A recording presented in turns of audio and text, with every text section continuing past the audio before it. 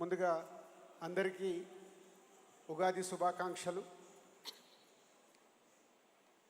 ఈ కార్యక్రమానికి విచ్చేసిన డిప్యూటీ సీఎం గారికి, అలాగే మంత్రివర్యులు కృష్ణారావు గారికి, మెగాస్టార్ చిరంజీవి గారికి అండ్ అతిథులకి, cinema fraternity and political side నుంచి వచ్చిన వారందరికీ, ప్రేక్షకులందరికీ స్వాగతం, సుస్వాగతం.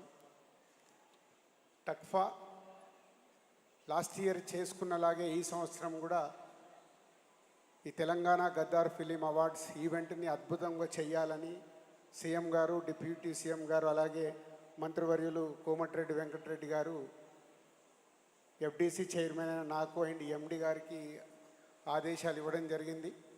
సో లాస్ట్ ఇయర్ లాగే ఈ ఇయర్ కూడా ఈ ఈవెంట్ ఆర్గనైజ్ చేసిన వారికి చాలా థ్యాంక్ యూ వెరీ మచ్. అద్భుతంగా చేశారని అందరూ వచ్చి విచ్చేస్తున్నారు, చాలా హ్యాపీగా ఉంది.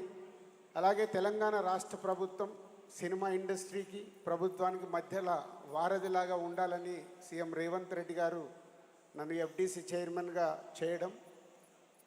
సో ఈ సెకండ్ ఇయర్ ఈ అవార్డు ఈవెంట్ మళ్ళీ మా చేతుల మీద జరగడం చాలా హ్యాపీగా ఉంది.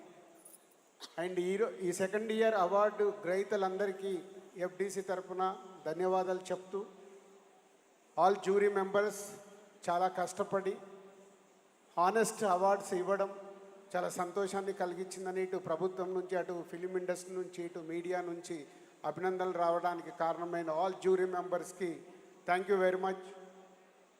అలాగే సీఎం రేవంత్ రెడ్డి గారు ఫిలిం ఇండస్ట్రీని, హైదరాబాద్ని ఒక ఇంటర్నేషనల్ హబ్గా చూడాలనేది వారి ఆకాంక్ష, తెలంగాణ ప్రభుత్వాన్ని.